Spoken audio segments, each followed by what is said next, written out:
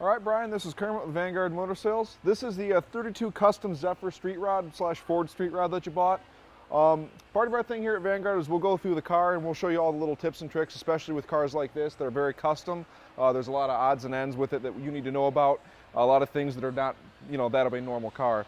So another thing we do here outside of that is we go through all the fluids on the car for you so that, when you get it, you can immediately just go for a ride with the thing and not have to worry about having to check anything. Should be all set to go for you. And they get a full detail before they leave to the same standard that the showroom video and the pictures were at, if not more than that. That way when you get the car, hopefully it looks like this. So you want to do a walk around with me. You can see the car. I mean, it's in really good shape. Nothing has changed with it since you've done since you've seen all the pictures of it, since you've done all the seen the videos and stuff. One thing I did take the liberty of doing is I labeled all of this here just as a reminder for you. I'm going to go through it with you, of course, but I labeled all this stuff here as a reminder just so you know what all the switches do in the car. So here, open the door for you. Something else I'd like to point out is your radio on this, I don't know if it was gone through in the video, is actually underneath the seat. So there's your radio right here. This is just a capacitor more or less, amps and your channel thing. It's all here, and the seat's on a hydraulic. It just sits right back down like that. There is a little remote that comes with the car as well. Your battery is actually inside here. Here's the remote I was talking about. That actually runs radio. It's got a fresh battery in it for you. Here's all the pens that everything was signed with. But your battery is in here. Be careful when you go to try to start this. This, of course, being a relatively small battery, it is a little bit easier to kill than normal batteries, so just be very careful when you go to try to start it. Try to get it going as quickly as possible. Let me see here. Is there anything else I need to go over? Back here, this would be your rumble seat here. Subwoofer sits right there. Outside of that, there's really nothing else in here that's all that interesting or anything you need to know about. But just make sure to have this handle in this position before you try to close it. The latch will sit down on, it won't mesh properly unless you have this in this position when you close it. That is locked.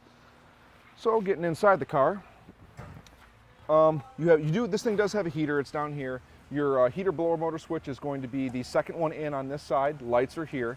Now for your lights, your first click is going to be, right there it is, your first click is going to be your marker lights, your second click is going to be your full-blown headlights, and your third click is your high beams. So there is no actual dimmer switch. The dimmer switch is actually in the light switch on this car. So once again, you have your first click there being markers, second click being headlights, third click being high beams. Now this is a 3-position switch. Both second and third position are just 1 speed in the blower motor. That's normal. That's how it's actually wired up to be. Your ignition switch is over here. Make sure this is neutral, although the power is not on in this car yet. So your ignition switch is here. This would be the run position. You pull it out, and it is spring loaded. Pulling it out is the start. The same thing as twisting your key to start position. When the engine is running, you let this go, and it returns to the just the run position. To shut the car off, you just push it in. Now, something else I'd like to point out, your turn signals on this car. Underneath the column here, there is a very small little toggle switch under here. This is going to be your left-hand turn signal. That is going to be your right-hand turn signal. Now, there is no way to turn it off. It is actually on a timer. So it'll click maybe 10, 15 times, then the turn signal will shut off. You have 2 indicators here lower on your your gauge cluster.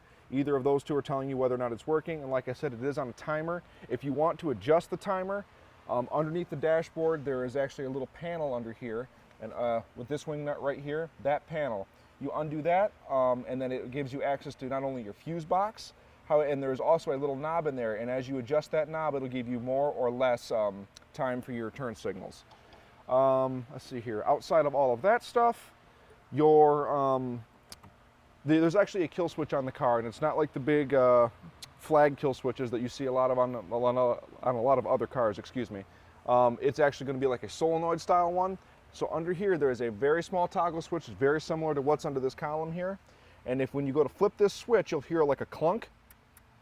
There it goes, right there. So occasionally it takes more than one hit to get it to do it. But now power is onto the car. Now I turn that up. Your gauges will sweep, and they come back down. One thing I'd like to point out really quick before I actually fired this car up is on your gauge cluster here, you'll notice that they sweep, and then they'll come back down. Never shut the key off with them in the upright position. That has actually happened to us before, where the needle will fall down low like that, and then it will try to cycle up, and it'll actually be stuck on the opposite side of the needle. So be sure to always have these come back down to rest before it is safe to shut the key off. So outside of that, in order to fire up the car, key on, give it a couple pumps.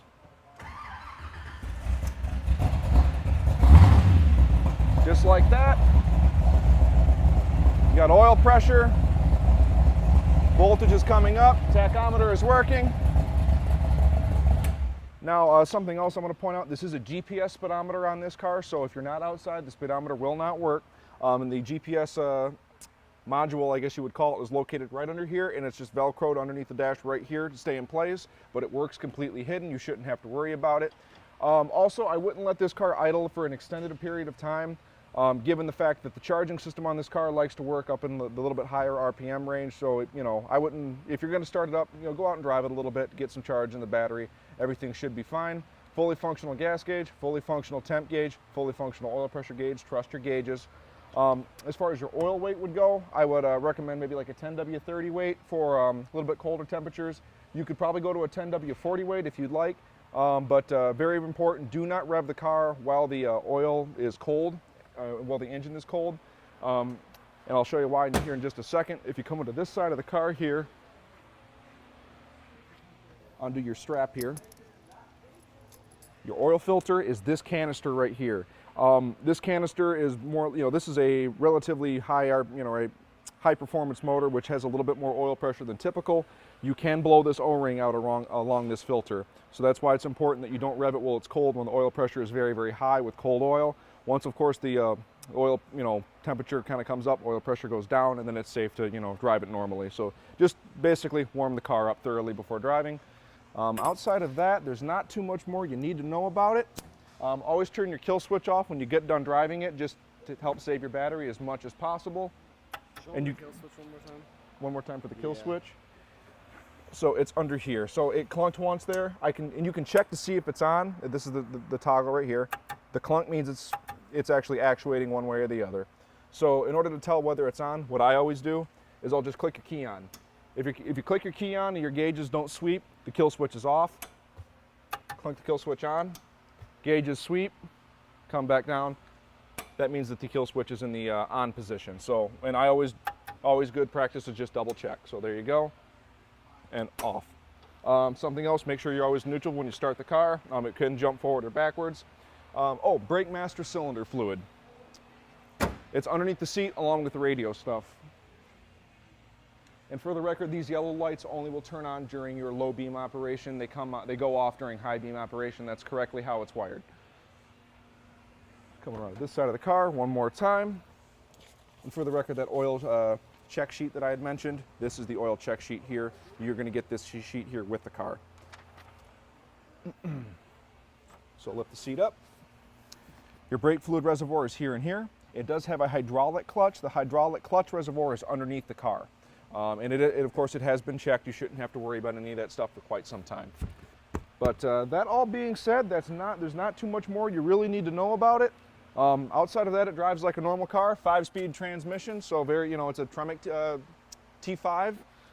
So it drives very normal. Nice hydraulic clutch in the car. Not too much else you need to know about it. There are disc brakes inside of those drums there, so you shouldn't have to worry about servicing any of that stuff anytime soon. I guess that's about it, man. Fresh oil change in it for you. 1030 weight's what's in it now. Like I said, if you live in a little bit hotter climate, you could probably go to 1040. But keep the rubber side down, man. Enjoy it, and thanks for your purchase, man.